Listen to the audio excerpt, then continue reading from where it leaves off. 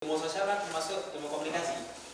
Kita belajar keseharian kita, cara berbicara gimana. Bagi yang belum tahu mungkin ilmu komunikasi belajar tentang bukan bagian bersosialisasi aja, bukan. Kita belajar cara menyampaikan suatu pesan kepada khalayak biar gak miskomunikasi. Di situ ada medianya, kita menyampaikan media melalui apa, dari siapa, kan dimaui satu hal tuh ya kan, mengapa, apa, di mana. Dan di media pun kita lumayan suka juga ya, apalagi generasi sekarang, generasi Z itu kan.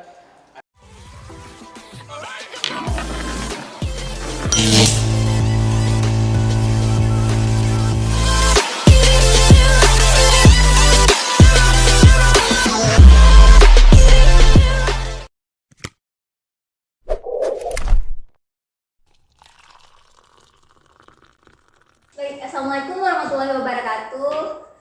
Selamat datang di acara podcast kami Ngopi Ngobrolan Pintar Ilmu Komunikasi. Di sini kita kedatangan narasumber salah satu senior kita mahasiswa Unima yang sangat-sangat berprestasi baik itu di luar kampus dan di dalam kampus. Juga abang ini merupakan salah satu anggota Skenia Film. Baik, jadi di sini bang, gimana bang kabarnya? Alhamdulillah sehat. Ada kesibukan lain gitu? Ya mungkin saat ini mahasiswa akhir ya, lagi nyusun skripsi lah, doain cepat selesai. Jadi berarti ini udah semester akhir lah ya Bang kan? Ya Udah sangat hampir akhir gitu. lah. Oke. Oke. Tunggu apa namanya? Tunggu Undangannya ya. Oke, insyaallah nanti datang. Jadi Bang, kalau dalam pembuatan konten atau video pendek gitu ada sih kendala-kendala yang sering Abang hadapi gitu? Oh, kendala saat membuat video atau film itu ada ya. Terutama ya palingan di masalah waktu. Waktu itulah kendala yang sangat mainstream ya yang dialami ketika membuat film atau video. Karena tahu sendiri ya, waktu orang Indonesia itu lah sangat ngaret. Itu Ya. sih. Berarti kendala waktu termasuk yang paling penting. Ya, lah termasuk di bagian yang permasalahan paling fatal sebetulnya. Itu sih. Kalau dalam proses yang sangat-sangat menantang gitu dalam pembuatan itu ada nggak yang pernah Abang hadapi? Kalau menantang sih enggak sih ya, tergantung apa yang mau kita buat sebenarnya. Setiap video atau film itu punya tantangan masing-masing. Contoh mungkin film dokumenter tentang apa yang mau kita buat, sejarah kah? Kan sejarah kan nggak bisa kita bilang harus gimana ya, nggak sembarang kita buat sebenarnya. Sejarah itu harus kita kaji dulu, apa yang mau kita angkat, jangan salah-salah kita menyampaikan informasi kepada khalayak umum sih itu. Jadi berarti kita harus tahu juga ya bagaimana proses-proses yang harus Abang hadapi. Jadi kita juga harus tahu apa aja sih kendala-kendalanya. Jadi kita sebagai khalayak juga harus memahami gitu. Iya betul. Baik, project atau konten apa yang sedang Abang jalani sekarang? Untuk saat ini sih konten lagi kosong ya, karena lagi fokus buat skripsi. Ya, palingan kalau ada lomba-lomba dari Instagram, mungkin lomba video pendek dari perusahaan instansi manapun mungkin ya dibuat. Tergantung produktif yang kita sebenarnya. Baik Bang.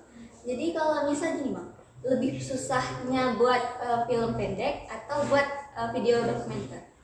Kalau susah sih lebih susah ke film dokumenter ya. Karena film dokumenter itu step by stepnya sangat susah ya. Kita riset lagi ke tempat, gimana cara kita mengkaji lagi apa yang harus kita buat gitu. Karena film dokumenter itu kan gimana ya? Film-film yang harus kita kaji ya secara rinci. Ibarat kita nih kalau bisa belajar nih dalam metode dalam video nih, sejarah tentang makam Samudra ini. Nah, gimana nih kita cara mengaji nih? Dari mana kita alur yang pertama? Kan nggak mungkin nih alur terakhir kita masuk yang pertama. Itu kan nggak nyambung. Di penyampaian itu sih lebih berat sih film dokumenter. Berarti daripada film pendek lebih susah dokumenter Iya. kan Bang? Menurut saya lebih parah di film dokumenter. Karena perlu riset lagi dan turun lapangan, jadi cari informasi baru, gitu kan Bang? Iya betul.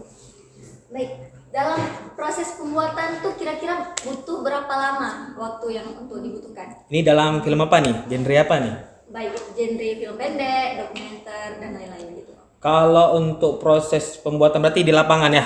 Ya, Atau dari pertama nih? dari pertama sampai pengeditan mungkin. Oh, berarti kok gini, kurang lebih yang sudah saya lakukan ya, film pendek atau film komentar itu membutuhkan waktu kurang lebih 2 bulan.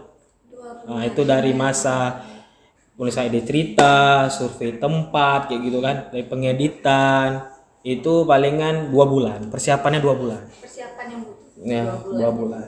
Ada nggak sih bang kayak kejadian-kejadian unik atau yang abang nggak lupa sampai sekarang mungkin? Kejadian unik sih ada. Ketika saya magang di Banda Aceh itu, saya kan magang di Banda Aceh. Itu ada proyek pembuatan film dokumenter tentang Bandar Aceh Darussalam, tentang jalur rempah ya. Di saat itu apa tuh dia bilang? Supervisor kami, mentor kami di situ dibilang sebelum H-1 berangkat ke lokasi, tolong cek barang sebelum kita berangkat besok. Jadi kawan abang satu ini pun kita bilang agak lola pikirannya, jadi sehingga baterai tinggal satu biji baterai satu ketinggalan di kantor. Paksa kami ngambil dari lokasi ke balik lagi ke tempat kantor untuk mengambil baterai satu doang. Satu doang. Jadi harus ulang lagi dari Ya. awal gitu. Iya harus. Wah. Karena kan baterai ya nyawa dari kamera. Nyawa dari kamera. Itu sih hal yang lucu sebenarnya. Kalau misalnya kejadian-kejadian lain bang yang mungkin lebih berkesan di abang, mungkin yang nggak mungkin bisa dilupa gitu dalam pembuatan video dokumenter. Oh, kalau film dokumenter nggak ada, cuma film fiksi ada. Oh, Kemarin itu bang pernah buat film tentang horor ya. Tentang horor itu kan kita kan tantangannya banyak. Iya. Film horor tentang pocong kemarin. Wah. Pocong. Poci ya bang, bisa disebut poci juga ya. Sedikit ya kan. Pocong. Itu ngambil sekitar jam 10 malam di daerah kampus minimal ya, Bukit Indah. Kami itu bukan hal lucu karena tantangan juga karena kita kan membuat film horor nih. Otomatis kan mengundang makhluk-makhluk di luar alam kita lah gitu kan. Jadi ada kemungkinan ada terjadi hal-hal mistik ya bang? Ada, itu pasti ada di situ. Bisa diceritain nggak bang nih biar jadi apa? Biar lebih wow gitu acara podcast. Oke, gini ya, saran abang untuk ya membuat film tentang horor ya. Kalian tuh harus menyiapkan satu orang yang pandai dalam urusan yang kayak gitu. Contoh orang kesurupan mungkin kan kita nggak tahu kan. Kalau Indonesia pasti kesurupan ya bang kan? Itu Iya. nggak jauh dari itu. Ya karena kan banyak tempat juga mungkin yang belum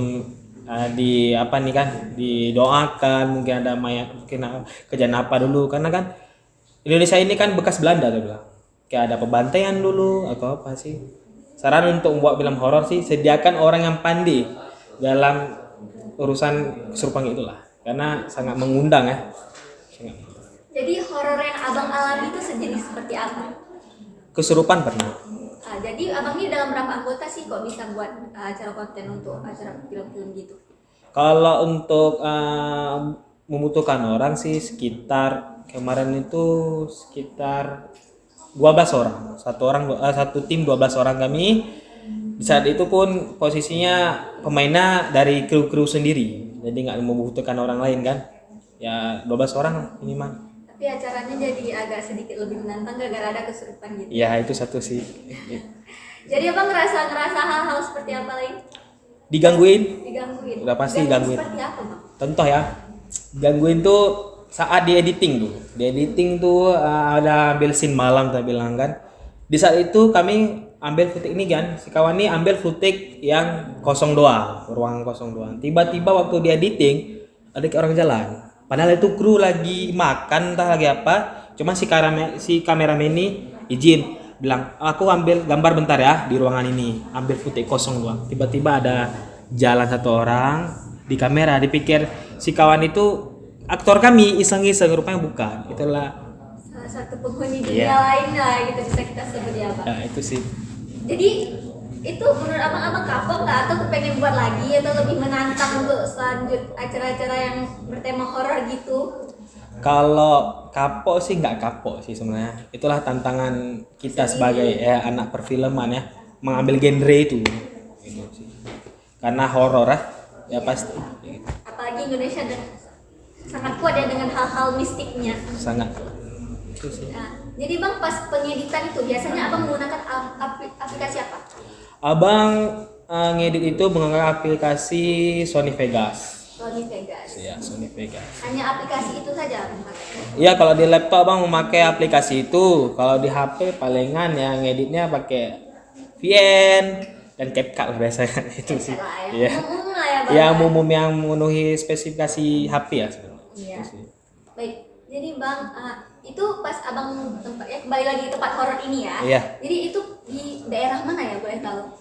Kalau yang di horor itu daerah kampus Bukit Indah, tepatnya di Fakultas Ekonomi di gedung yang belum jadi tuh, yang sebelah kanan. Nah, disitulah Tempat kejadian itu Iya. terjadi. Iya, betul Dan sih. dan menyimpan kenangan tersendiri ya kan. Iya sih, itu baru pertama kali bikin film tentang horor sebenarnya. Iya. Baru pertama kali dihadapin yang kayak gitu kan, terkejut batin juga kan. Iyalah, kita harus siap mental ya kan sebagai salah satu Filmmaker. filmmaker.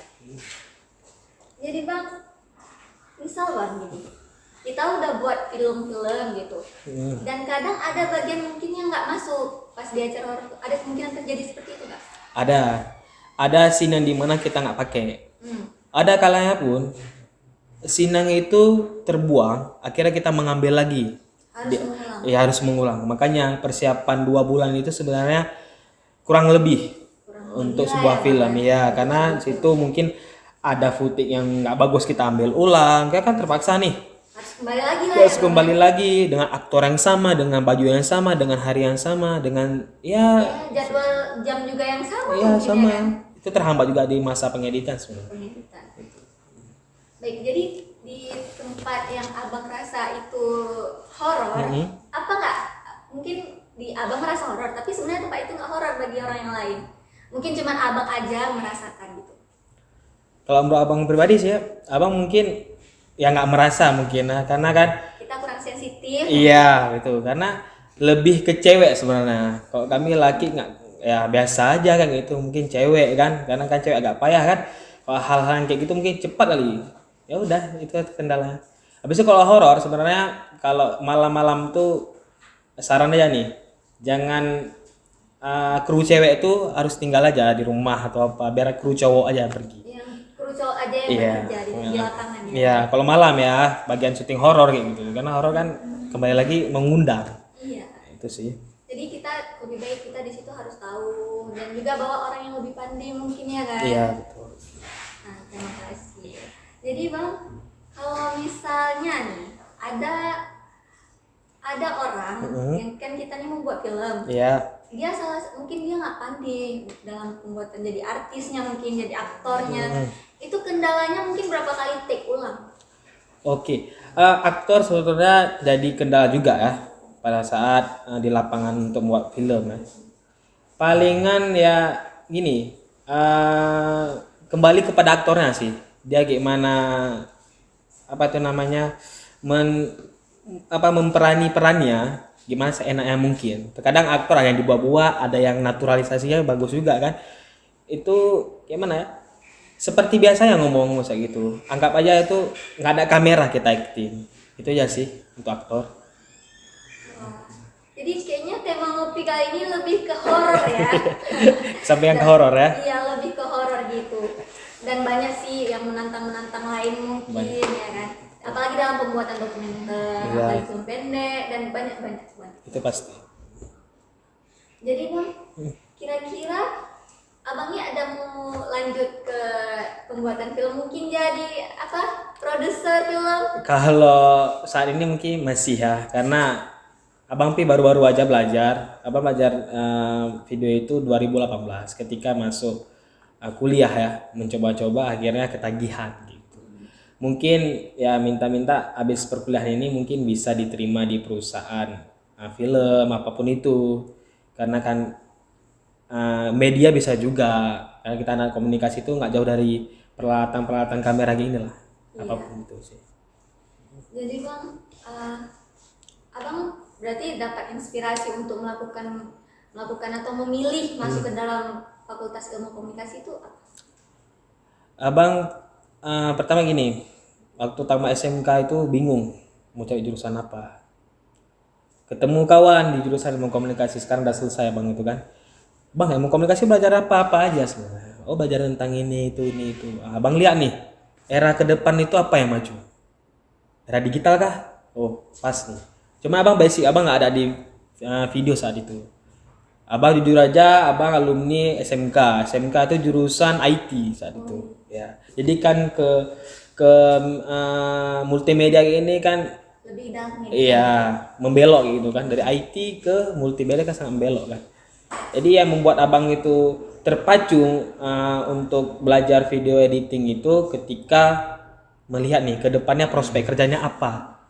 Apalagi di masa pandemi kemarin kan, semua kerja pada buat video. ya buat video. konten-konten, Iya ya. betul. Buat tugasnya pakai video kan. Iya. Nah, jadi kayak nih untuk ke depan mungkin era digital nih lumayan maju itu. Apalagi dari Jepang tadi mana ada 4.0 kan, pakai aplikasi-aplikasi yang robot gitu. Jadi kayak nih cocok. Itu saya mau motivasi abang untuk masuk jurusan ilmu komunikasi. Wah, Itu sih. main hebat ya bang, bisa sampai seperti itu. Oke, jadi bang, selanjutnya nih ya pertanyaan-pertanyaan mungkin agak lebih umum. Abang setelah mungkin ini ya umum ya, mungkin semua pengen tahu. Abang ini apa setelah kuliah ini bakal langsung kerja atau bakalan cari tempat kerja yang cocok atau menikah? Oke, itu pertanyaan yang paling mematikan ya bagi laki-laki ya. Bagi laki-laki. Kalau abang pribadinya, mungkin menyelesaikan kuliah, mencari kerja dulu. Iya. Karena apa ya kita Iya, kalau menjenjang pernikahan kayaknya berat ya. Kita mau kasih makan apa anak orang gitu. Iya, gitu ya kan. Iya. Pikiran. Apalagi laki-laki tanggung jawabnya besar Iya, ya kan. betul sih. Kayaknya cari kerja dulu lah. Cari kerja dulu, udah matang pengalaman, baru pikirkan masa depan yang lebih cerah. Itu sih. Calonnya udah ada belum? Calon udah ada. Ya, calon udah Cuma ada. memantapkannya sebenarnya. Mantapkan aja, berarti cari lebih rezeki biar bisa meminang Iya. apa, Adik si pujaan hati. hati. Ya. Yang paling sulit tuh di bagian apa? Kalau editing itu bagian sulitnya ketika color grading ya. Color grading itu mewarnai sebuah video. Karena kulit seseorang itu nggak semuanya putih, nggak semuanya hitam, nggak semuanya sawo matang. Jadi yang putih, yang hitam jadikan putih kan, kayak juga kita cari tuntunnya. Di color grading sih susah. Jadi agak lumayan susah ya kalau bagian mungkin ada orang-orang yang kulitnya agak berbeda. Iya, kalau grading sih lumayan susah bagi abang. Yang susah berarti grading lah yang paling susah ya bang. Iya betul.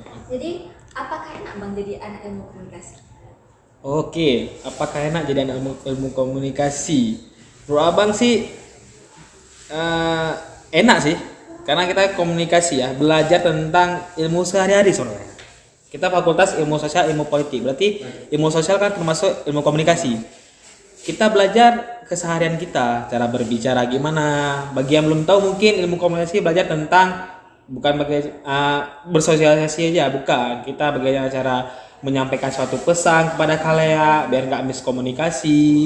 Di situ ada medianya, kita menyampaikan media melalui apa, dari siapa, kan 5W1H itu ya kan, mengapa, apa, di mana.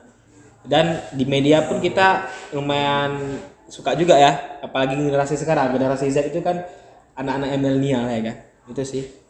Kan lebih banyak sekarang lebih main digital ya bang. Iya, digital, era Gadget digital. lah, Ya, HP, nah, itu dari Instagram, TikTok ya kan, Iya, banyak apalagi aplikasi TikTok. yang lain. Ya. Nah, abang kan ini ketua umum sinema.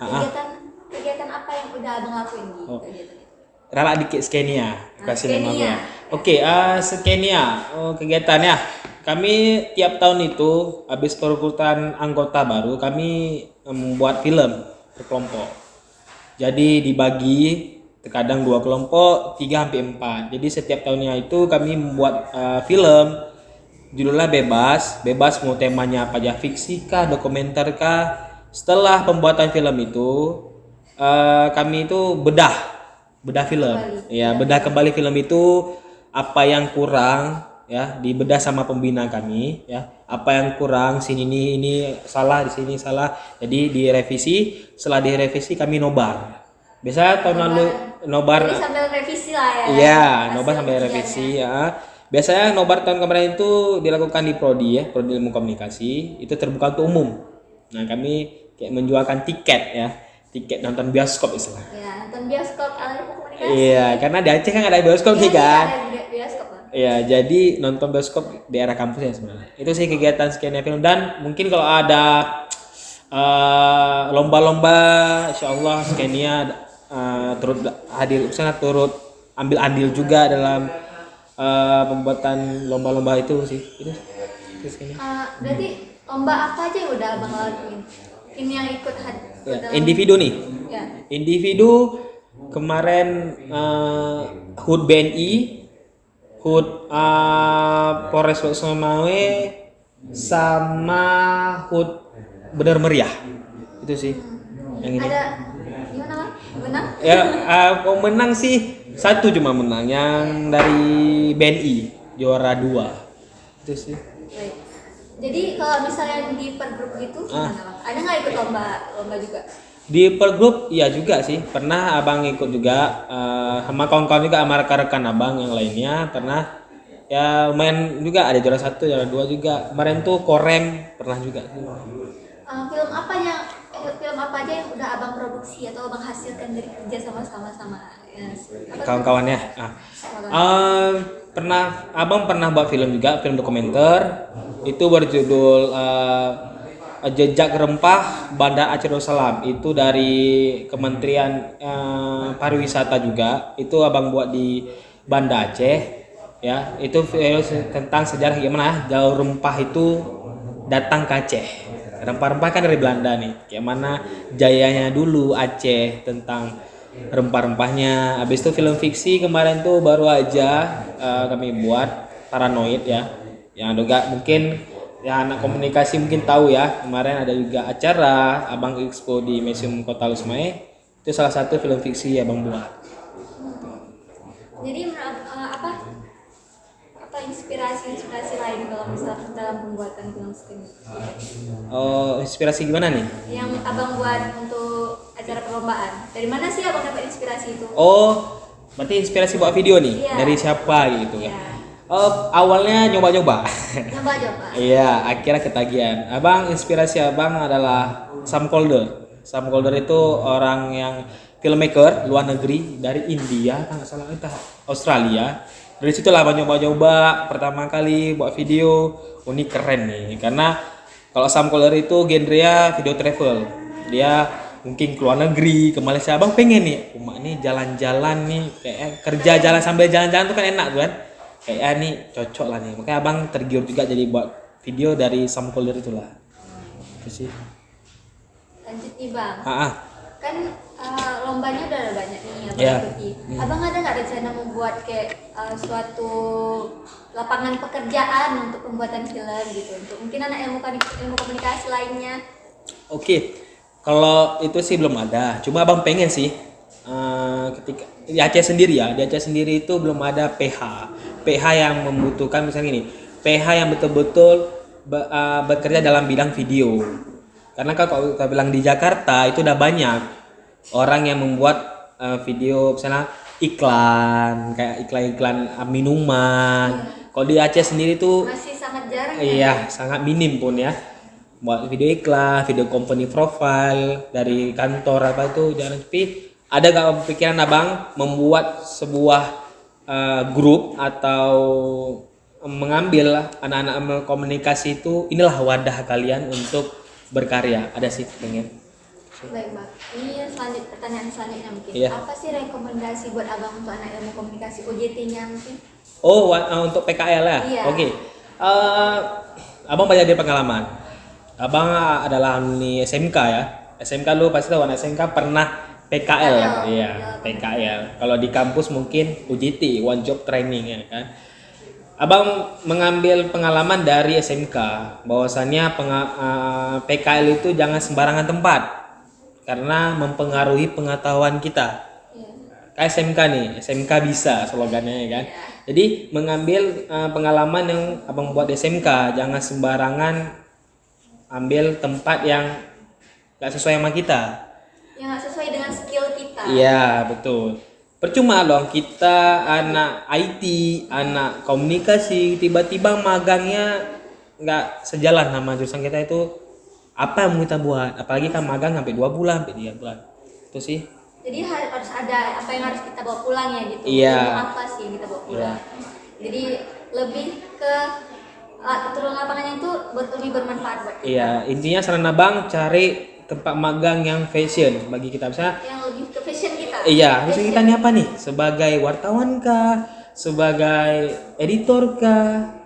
Itu sih saran abang. Pembuat berita kan. Pembuat berita kan, news anchor kan, kita bilang kan, wartawan apa, bebas sih sebenarnya. Tergantung fashion kita. Berarti selama ini abang job trainingnya di mana? Tempat OJT. Abang kemarin tuh PKL atau OJT di Banda Aceh di suatu perusahaan. PH-nya itu namanya Aceh Asia ataupun Aceh Bergerak di Banda Aceh. Jadi abang di situ OJT sebagai apa? Oke, jadi kemarin itu abang sebagai kru ya, kru yang backup abang-abang ini. Abang bisa jadi, karena nggak nentu nih. Kadang-kadang hari ini jadi kameramen, besok jadi lighting, pegang-pegang lampu. Kadang-kadang soundman, pegang suara, nggak nentu sih. Tapi alhamdulillah abang di sana mungkin dapat ilmu banyak tentang perfilman dokumenter semua. Jadi lebih mendalami ya. Iya, Karena betul. abang itu sebagai salah satu ketua apa? Skenia film. Skena film. Jadi bang, apa?